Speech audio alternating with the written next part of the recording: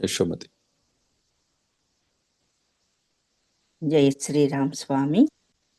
గురుదేవుల పాద పద్మాలకు ప్రణామాలు స్వామి. స్వామి, నాకు నువ్వు నీకు నేను అని ఎన్నోసార్లు చెప్పారు స్వామి మీరు. అలాగే అంతటా నన్ను చూడమని కూడా చెప్పారు.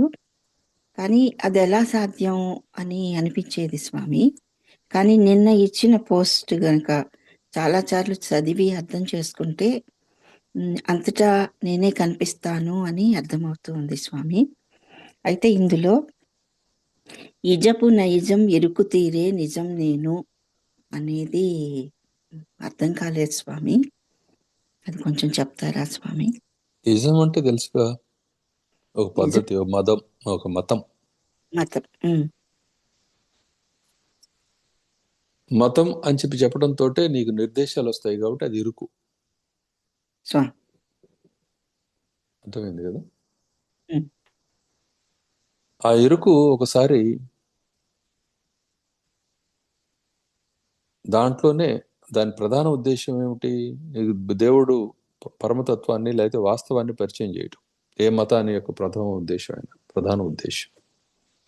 స్వామి. కానీ అవి కొన్ని నిర్దేశాలకి, ఆకారాలకి, సిద్ధాంతాలకి లోబడిపోయి ఉన్నందువల్ల ఆ పని నెరవేరదు. నెరవేరుతున్నట్లుగా ఆ ఇజంలోనే అనంతంగా అది సాగిపోతూ ఉంటుంది.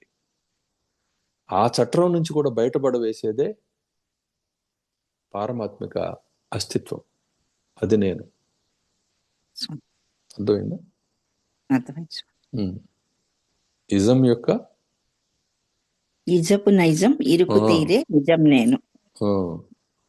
ఇజపు నైజం ఇరుకు తీరే. ఆ ఇరుకు మాసిపోతుంది అనమాట ఈ నిజం వల్ల. ఆ నిజమే నేను, అంటే పరమజ్ఞానమే నేను. ప్రజ్ఞానం బ్రహ్మ అంటారు కదా, అవును స్వామి. అలా అనమాట.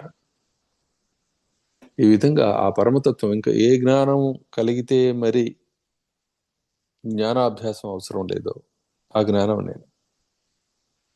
ఏ జ్ఞానం కలిగితే మరి సర్వ సంశయాలు మాయమైపోతాయో, అన్యమేది తోచక ఆత్మ మాత్రమే తోచే స్థితి, అంటే తాను మాత్రమే కనపడే స్థితి లభ్యం అవుతుందో ఆ నిజాన్ని నేనే.